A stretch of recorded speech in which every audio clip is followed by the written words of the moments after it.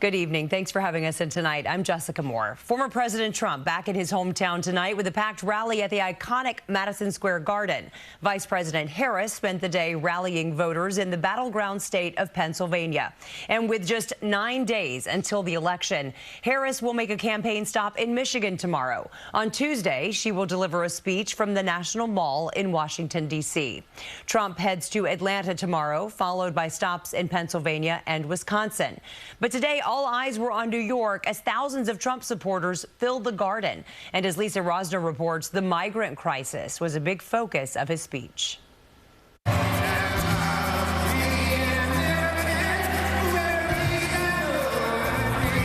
2 hours after he was scheduled to speak, former President Donald Trump followed a rare appearance by his wife Melania and walked into an excited crowd. We will rapidly defeat inflation, and we will very simply make America affordable again. The Queens native followed speeches by former Mayor Rudy Giuliani, wrestler Hulk Hogan, Dr. Phil McGraw, Elon Musk, and Staten Island activist Scott Lebedo, who painted a picture of Trump hugging the Empire State Building. And you know, I want to thank Mayor Adams, because Mayor Adams has been treated pretty badly.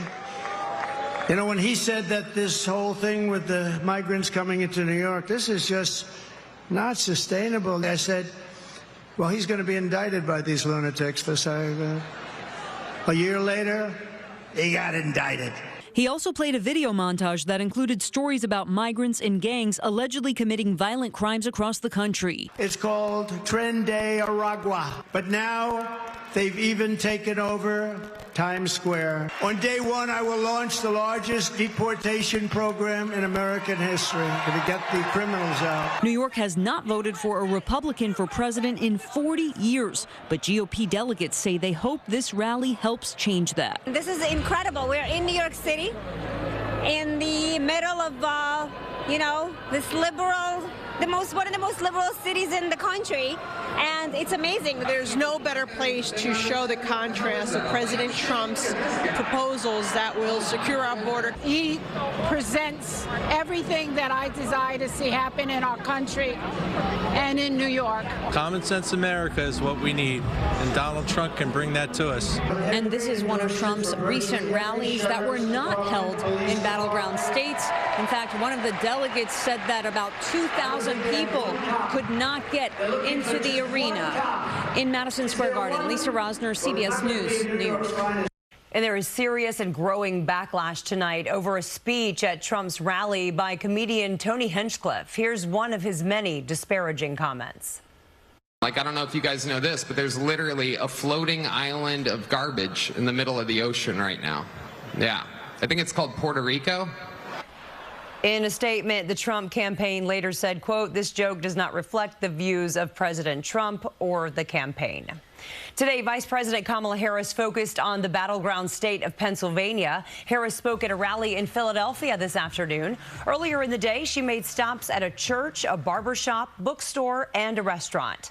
In an exclusive interview with CBS Evening News anchor Norah O'Donnell, Harris discussed her decision to hold a rally in Washington this week.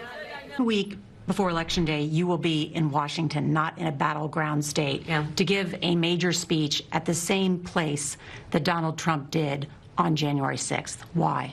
So I would and do think about that place more in the context of what will be behind me, which is the White House. And I'm doing it there because I think it is very important for the American people to see and think about who will be occupying that space on January 20th.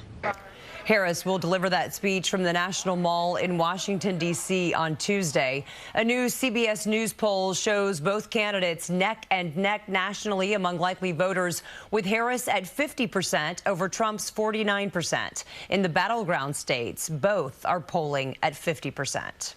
Stay with CBS News New York leading up to Election Day. For more information on polling locations and hours, head to cbsnewyork.com.